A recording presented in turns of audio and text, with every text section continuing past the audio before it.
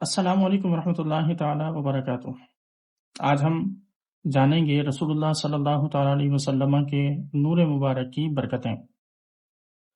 اللہ تعالیٰ نے سب سے پہلے بالواسطہ اپنے حبیب محمد صلی اللہ تعالی علیہ وسلم کا نور پیدا فرمایا، پھر اسی نور کو خلق عالم کا واسطہ ٹھہرایا اور عالم ارواحی میں اس روح سراپا کو وصف نبوت سے سرفراز فرمایا۔ چنانچہ ایک روز صحابہ کرام نے حضور انور صلی اللہ علیہ وسلم سے پوچھا کہ آپ کی نبوت کب ثابت ہوئی؟ آپ نے فرمایا کہ میں اس وقت نبی تھا کہ جبکہ آدم کی روح نے جسم سے بھی تعلق نہ پکڑا تھا۔ بعد ازاں اسی عالم میں اللہ تعالیٰ نے دیگر انبیاء کرام علیہم السلام کی روحوں سے وہ عہد لیا جو سورہ آل عمران کی آیت نمبر 81 میں وَإِذْ أَخَذَ اللَّهُ مِيثَاقَ النَّبِيِّينَ کے تحت ذکر ہے۔ جس وقت ان پیغمبروں کی روحوں نے عہد مذکور کے مطابق حضور علیہ الصلاۃ والسلام کی نبوت و امداد کا اقرار کر لیا تو نور محمدی صلی اللہ علیہ وسلم کے فیضان سے ان روحوں میں وہ قابلیتیں پیدا ہوئیں کہ دنیا میں اپنے اپنے وقت میں ان کو منصب نبوت عطا ہوا اور ان سے معجزات ظہور میں آئے۔ امام بصیری علیہ رحمہ نے اسی کے متعلق کیا خوب فرمایا کہ وَكُلُّ آیٍ أَتَى الرُّسُلُ الْكِرَامُ بِهَا فَإِنَّمَا اتصلت من نوره بهم فإنه شمس فضل هم كواكبها يظهرن أنوارها للناس في الظلم، یعنی معجزے جتنے کے لائے رسولان کرام لڑی کے نور سے جا ملتی ہے سب کی بہم، آفتاب فضل ہے وہ سب کواکب اس کے تھے، آفتاب فضل ہے وہ سب کواکب اس کے تھے، ظلمتوں میں نور پھیلایا جنہوں نے بیش و کم۔ اسی عہد کے سبب حضرات انبیاء سابقین علیہ السلام اپنی اپنی امتوں کو حضور رسول اللہ صلی اللہ علیہ وسلم کی آمد و بشارت اور ان کے اتباع و امداد کی تاکید فرماتے رہے۔ اگر حضور صلی اللہ تعالی علیہ وسلم کی نبوت دنیا میں ظاہر نہ ہوتی تو تمام انبیاء سابقین علی نبینا و علیہم الصلاۃ والسلام کی نبوتیں باطل ہو جاتیں اور وہ تمام بشارتیں ناتمام رہ جاتیں۔ پس دنیا میں رسول اللہ صلی اللہ علیہ وسلم کی تشریف آوری نے تمام انبیاء سابقین علیہم السلام کی نبوتوں کی تصدیق فرما دی۔ جس طرح رسول اللہ صلی اللہ علیہ وسلم بل جاء بالحق وصدق المرسلین کا نور اور آپ علیہ الصلاۃ والسلام کا جس طرح ہر منبع انوار آپ علیہ الصلاۃ والسلام تھے، اسی طرح آپ کے جسم طہر کا مادہ بھی لطیف ترین اشیاء میں سے تھا۔ چنانچہ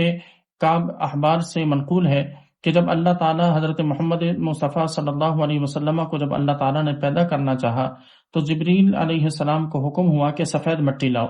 پس جبرائیل بہشت کے فرشتوں کے ساتھ اترے اور حضور انور علیہ الصلاۃ والسلام کے مزار پر انوار سے مٹھی بھر خاک سفید چمکتی دمکتی اٹھا لائے، پھر وہ مشک خاک سفید بہشت کے چشمہ تسنیم کے پانی سے گوندھی گئی، یہاں تک کہ سفید موتی کی مانند ہو گئی جس کی بڑی شعاع تھی۔ بعد ازاں فرشتے اسے لے کر عرش و کرسی کے گرد اور آسمانوں اور زمینوں میں پھرے، یہاں تک کہ تمام فرشتوں نے آپ صلی اللہ علیہ وسلم کی روح انوار اور مادہ اطہر کو حضرت آدم علی نبینا علیہ السلام کی تخلیق سے پہلے ہی پہچان لیا تھا۔ جس طرح نبی کریم صلی اللہ علیہ وسلم کا نور ازہر منبع انوار الانبیاء تھا، اسی طرح آپ کے جسم اطہر کا مادہ بھی لطیف ترین اشیاء میں سے تھا۔ جب اللہ تعالیٰ نے حضرت آدم علیہ السلام کو پیدا کیا تو اپنے حبیب پاک صلی اللہ علیہ وسلم کے نور کو ان کی پشت مبارک میں بطور ودیعت رکھا۔ اس نور کے انوار ان کی پیشانی میں یوں نمایاں تھے کہ جیسے آفتاب آسمان اور چاند اندھیری رات میں، اور ان سے عہد لیا گیا کہ نور پاک پشتوں سے پاک رحموں میں منتقل ہوا کرے۔ اسی واسطے جب وہ حضرت حوا علیہ السلام سے مقاربت کا ارادہ فرماتے تو انہیں پاک و پاکیزہ ہونے کی تاکید فرماتے، یہاں تک کہ وہ نور حضرت حوا علیہ السلام کے رحم پاک میں منتقل ہوا، اور اس وقت وہ انوار جو حضرت آدم کی پیشانی میں تھے حضرت حوا کی پیشانی میں نمودار ہوئے۔ ایام حمل میں حضرت آدم علیہ السلام نے ادب و تعظیم کے لحاظ سے حضرت حوا سے مقاربت ترک فرما دی، یہاں تک کہ حضرت شیس علیہ السلام پیدا ہوئے تو وہ نور ان کی پشت میں منتقل ہو گیا۔ یہ حضور کا معجزہ تھا کہ حضرت شیس علیہ السلام اکیلے پیدا ہوئے، آپ کے بعد ایک بطن میں جوڑا یعنی ایک لڑکا اور ایک لڑکی پیدا ہوتے رہے۔ اسی طرح یہ نور پاک پشتوں سے پاک رحموں میں منتقل ہوتا ہوا حضور صلی اللہ علیہ وسلم کے والد ماجد حضرت عبداللہ رضی اللہ تعالیٰ عنہ تک پہنچا، اور صحیح قول کے مطابق ایام تشریق میں جمعے کی رات کو آپ کی والدہ ماجدہ حضرت آمنہ سلام اللہ علیہا کے رحم پاک میں منتقل ہوا۔ اسی نور کے پاک و صاف رکھنے کے لیے اللہ تعالیٰ نے حضور صلی اللہ علیہ وسلم کے آباء و امہات کو شرک و کفر کی نجاست اور زنا کی آلودگی سے پاک رکھا۔ اسی نور کے ذریعے حضرت محمد مصطفیٰ صلی اللہ علیہ وسلم کے تمام آباء و اجداد نہایت حسین اور مرجع خلائق تھے۔ اسی نور کی برکت سے حضرت آدم علیہ نبینا علیہ السلام ملائک کے مسجود بنے، اور اسی نور کے وسیلے سے ان کی توبہ قبول ہوئی۔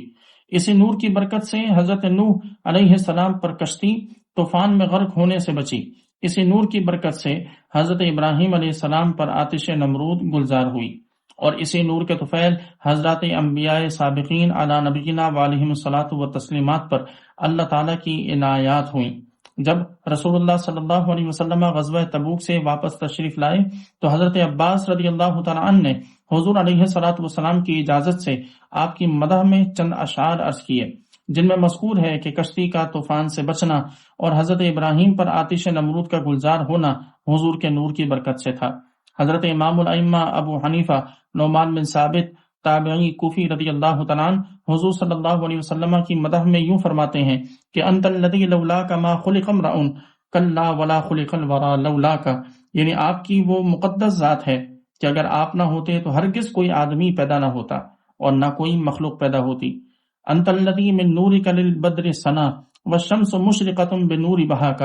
آپ وہ ہیں کہ آپ کے نور سے چاند کو روشنی ہے اور سورج آپ ہی کے نور زیبا سے چمک رہا ہے۔ انت الذی لما توسل آدم من ذلۃ بک فاز وہو اباک، آپ وہ ہیں کہ جب آدم نے لغزش کے سبب آپ کا وسیلہ پکڑا تو کامیاب ہو گئے، حالانکہ وہ آپ کے باپ ہیں۔ وبک الخلیل دعا فعادت نارہ بردا وقد خمدت بنور ثناک، آپ ہی کے وسیلے سے خلیل علیہ السلام نے دعا مانگی تو وہ آپ کے روشن نور سے آگ ان پر ٹھنڈی ہو گئی اور بجھ گئی۔ ودعاک ایوب لدر مسہ فأزیل عنہ الدر حین دعاک، اور ایوب علیہ السلام نے اپنی مصیبت میں آپ ہی کو پکارا تو اس پکارنے پر ان کی مصیبت دور ہو گئی۔